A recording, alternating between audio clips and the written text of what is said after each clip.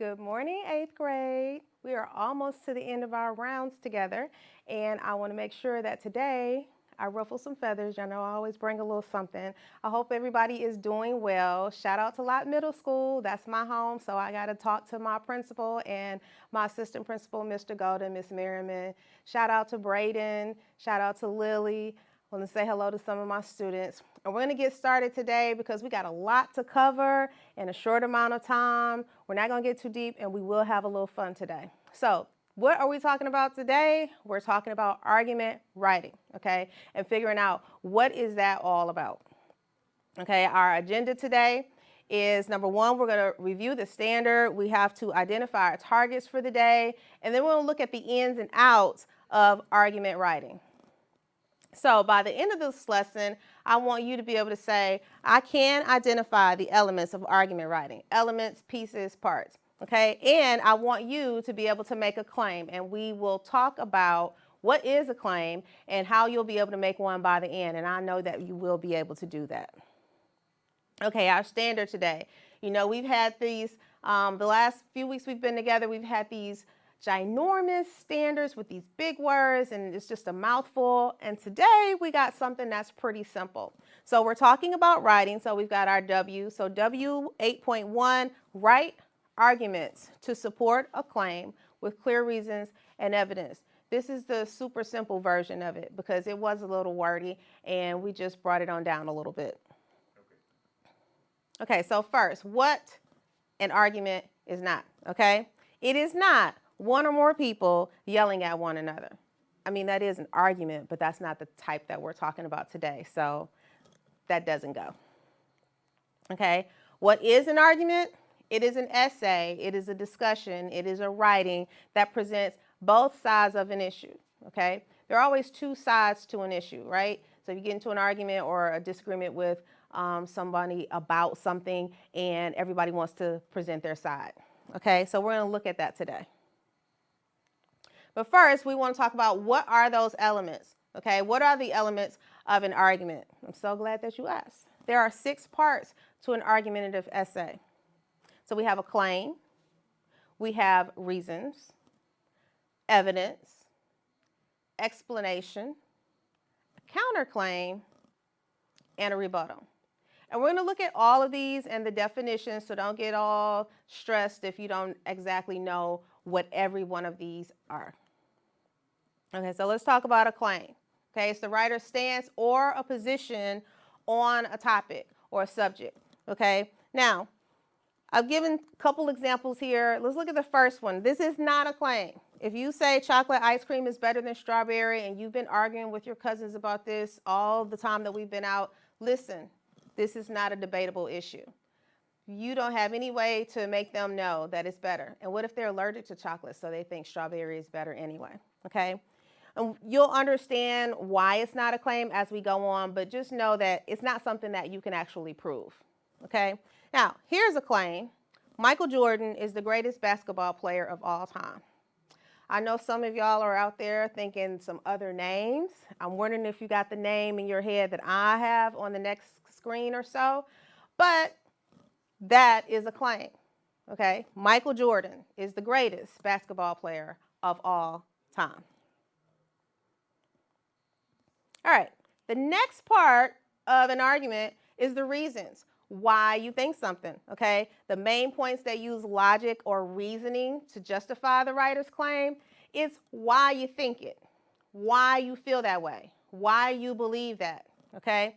So we're gonna look at these 2 words because you're not always going to have your teacher giving you the simplified versions, and you guys are going to 9th grade next year, so we gotta get this language, this vocabulary under wraps. Logic, a method of reasoning that involves a series of statements, each of which must be true if the statement before it is true. All that means is if you say something and you give reasons, okay, the reasons need to be true, not something you just made up, okay? Justify, a decision, action, or idea meant to show or prove that it is reasonable or necessary. So basically, when you give your reasons, you're making statements, usually a series of them, usually have more than one reason, and they're true statements, meaning that someone can go and find this information, okay? and then it justifies, it proves what you're trying to say. So let's look at some examples, okay? Chocolate ice cream is better than strawberry ice cream. Why? Because it's chocolater? Well, if it's chocolate, then it is going to be chocolater. So that's not a reason. That's not something that you can prove. Both are cold, both are creamy, both are sweet. This becomes a matter of preference, and you can't do any real research that's going to prove that chocolate is better than strawberry, okay? Not that you can't like one or the other, but we can't find any facts or statements to justify that. Now let's go back to this other controversial claim about Michael Jordan being the greatest basketball player of all time, okay? One reason is because of his winning attitude and dedication, okay? Now, can we look up information that supports that? Can we find examples from his career that shows that he has a winning attitude, that he's dedicated? Can we do that? We probably can. Okay, so when we give our reasons, we have to have some evidence, okay? You got to find something to support your reason, all right? And that's proof from a credible source. So you guys are probably too young to be digging through the archives, but according to SportsCenter, once he played an entire game with the flu. I've had the flu. I've not gone to work. Some of you have had the flu and not come to school. The flu is a beast all by itself, and it takes people down. But to play a whole game, what does that mean, okay, when we're looking at these parts of the argument? So we've had our claim, okay, we've given a reason, and now we're looking at a piece of evidence, okay? So now we need to explain that evidence. We need an explanation, okay? And it just explains what the evidence proves. In other words, it clarifies it. It makes it specific. It gives us a for sure understanding of what our reasons and evidence are saying. Okay, so let's look at the explanation. Remember we said that once he played an entire game with the flu. I remember that game. Nobody knew that until the end of the game. That's fire. So let's look at what we know about the flu. Fever, fatigue, and nausea are all symptoms of the flu. Imagine how he must have felt while running up and down the court with a fever. This shows his dedication. This is documented. He played a full game. There's video footage. There's newspaper clippings. You could go to several different sources to find that evidence and then what that explains, okay? So, doesn't matter if you're not a Michael Jordan fan, if you're more of a somebody else fan, well, you know, we all have our flaws. All right, so now we've explained one reason why we think, or I think, Michael Jordan is the greatest basketball player of all time. But there's always another side to an argument, okay? And when you're doing an argument, you have to be considering what the other side might have to say.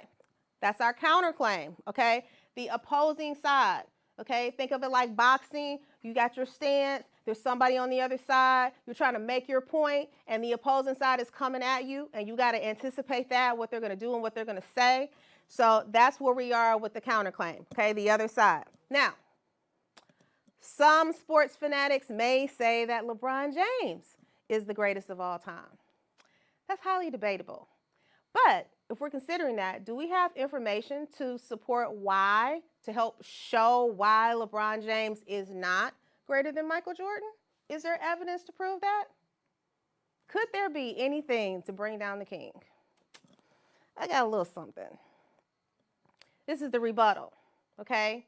You thinking the other side, okay, they like LeBron. They might say that he is the greatest. But your job, when you're taking your stance, is to give a reason why the counterclaim is not as strong as the writer's claim. So remember, my claim is that Michael Jordan is the greatest, okay? The greatest basketball player of all time. My counterparts, my opposing people, may say that LeBron is the greatest of all time. But if we're looking to kill that, to make our argument stronger about Michael Jordan, then we have to present something that shows why LeBron would not necessarily be considered the greatest. And here that statement is. However, LeBron does not claim 6 six championship rings all with the same team. He hasn't. He hasn't claimed 6 rings. Definitely not with the same team. And so I could say that's an argument for another day, but it's the argument of right now, okay? It's the argument of right now, okay? Our claim, Michael Jordan is the greatest basketball player of all time. And we give the reasoning saying that he has a winning attitude, okay, and he's dedicated. The example that was used to support that was that he once played a game with the flu. And then we looked at what happens to you when you're dealing with the flu. You get a fever, you have nausea, okay, aches and pains. He played that whole game, all right? That is dedication, wanting to win, okay? He didn't let his sickness overtake his drive for him and his team to win the game. And another side might say, yeah, Michael Jordan's cool, but LeBron is greater. Well, you have to consider that people will not agree with you when you are having an argument or making a debate, okay? And I'm saying the word debate now because the words become interchangeable. When you guys get into high school, you'll start talking about debates. Your teachers may introduce you to the political process where people are having debates. That's what they're called when, you know, the parties get up and they all say their things and they're already considering what their opponents will say, the opposing sides. And so here we are with the rebuttal because you want to let the other side know, I know what some of you may be thinking, but this is why my argument, my claim is stronger, okay? All right, take a minute to breathe, get yourselves together. I know some of you are having a stroke because I said LeBron James is not the greatest basketball player of all time. You're going to make it through the rest of this lesson and you're going to be okay. All right, so let's see what that looks like in a classroom. Let's see a writing where a student has actually made a claim, okay, and they've gone through the parts for us to have the discussion, okay? What does that look like? So before I change the screen, I'm just going to get you prepared for what we're going to be talking about and the sections that we're going to be looking at so that we can identify the parts of an argument, and then you guys are going to have the challenge of making a claim yourselves, okay? So we're going to be looking at a topic that was presented to this student about shutting your screens down, okay? Your phones, tablets, computers, all right? And so this student has taken a position on the topic and is presenting their side, okay? I believe that we should participate in Shut Down Your Screen Week. I think that everyone in the school should not use any electronics for 1 week. I wonder how many of you could get through one day without using your electronics. Since the invention of the computer, cell phone, and other electronics, people have been using them more and more and more. These electronics have big upsides. You're never alone if you have cell service, and Facebook allows people to talk to multiple friends at once when they're not in the same room, town, state, or country. But they also have downsides. What makes us truly great is our ability to think deeply and focus. But when we use electronics or the internet, we aren't doing either of these things. In fact, using these things makes us think more shallow and focus less. And so here is the claim. I think that we should participate in Shut Down Your Screen Week. Okay, so they gave us some background information, and today we're not talking about what are the parts of an essay. Today we're looking at what are the parts of an argument, and that's a type of essay. And so this person has presented their introduction to the topic and kind of given us a little bit of a sneak peek at what both sides are, and then they make their claim. I think that we should participate in Shut Down Your Screen Week. All right, so if we're looking here before I even get started, you see I've highlighted one reason. So if we go back to the 6 parts, you have your claim and then you have your reasons, okay? One reason is that using electronics and multitasking causes focus problems on and off computers. In Attached to Technology and Paying a Price by Matt Richtel, it says, scientists say juggling email, phone calls, and other incoming information can change how people think and behave. They say our ability to focus is being undermined by bursts of information. This ability to focus is enormously important. It's one of the things that we can depend on almost every day. Like when you're driving a car to work or flying a plane. If you're distracted while doing one of these things, it can have dire consequences for yourself and for others. Multitasking can also affect creativity, deep thought, causing problems for work and family. By participating, we could give people a chance to develop new habits of not using their phone or computer all the time. So remember, we have claim, reason, and then evidence. Okay, remember that evidence is that credible source. It's from a place where somebody else can go and look it up, and it's factual information. And so right here where it says in attached to technology and paying a price by Matt Richtel, it says, and then they give us a quote. So they've given us their reason and then that evidence, and then they explain here. Okay?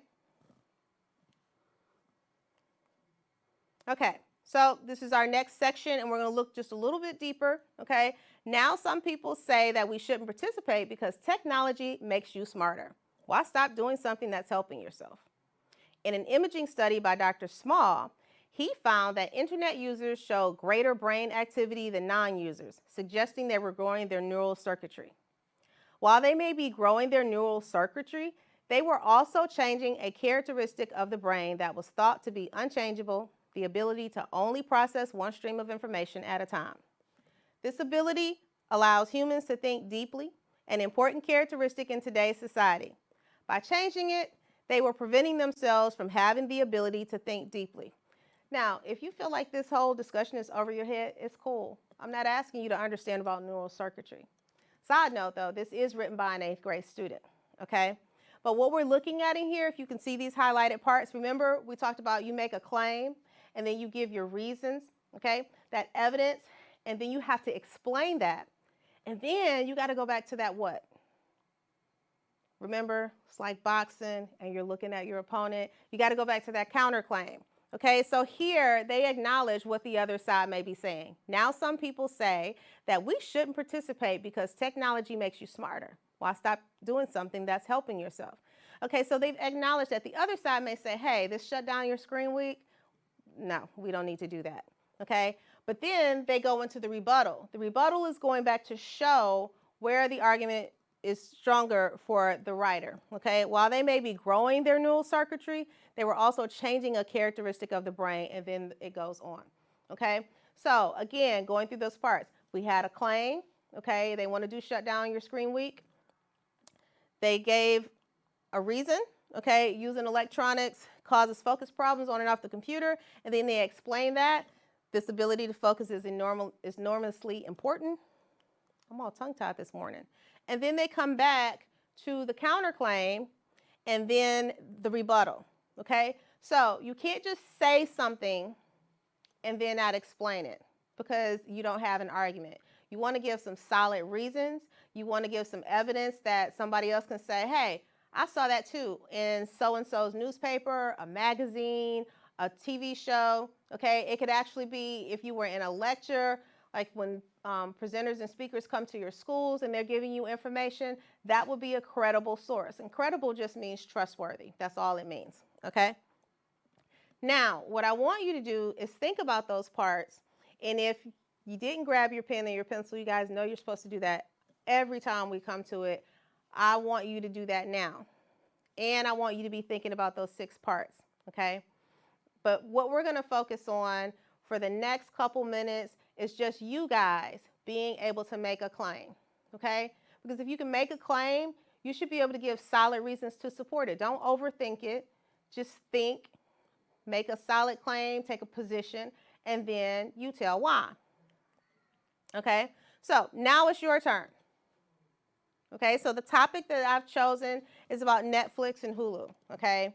I didn't go through the whole streaming, but you guys know what Netflix and Hulu is. You know that they're streaming programs, right? Okay, so I would ask the question, which do you think is better? I'll give you a minute to think about that.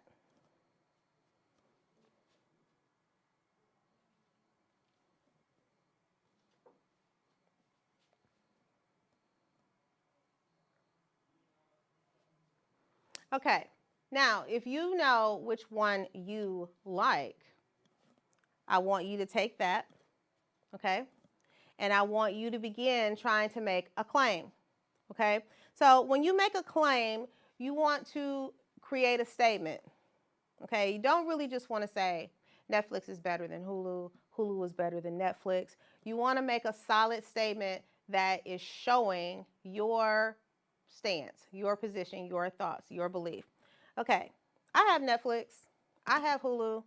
Okay, this is a tough one because there's so many good shows on there, but if I were going to make a claim about either of these, I would say, in my opinion, Hulu is a better streaming service than Netflix. Or I could say, in my opinion, Hulu is all that. Okay, it doesn't have to be super formal because it's about you making your claim. Now, what I want you to do now, if you've made a claim, if you've taken a position, is I want you to think of just 3 reasons why you think that Netflix is better than Hulu, or it's the better streaming service, or why you think Hulu is the better streaming service. Just think of 3 reasons, and I'll give you guys a few seconds to do that.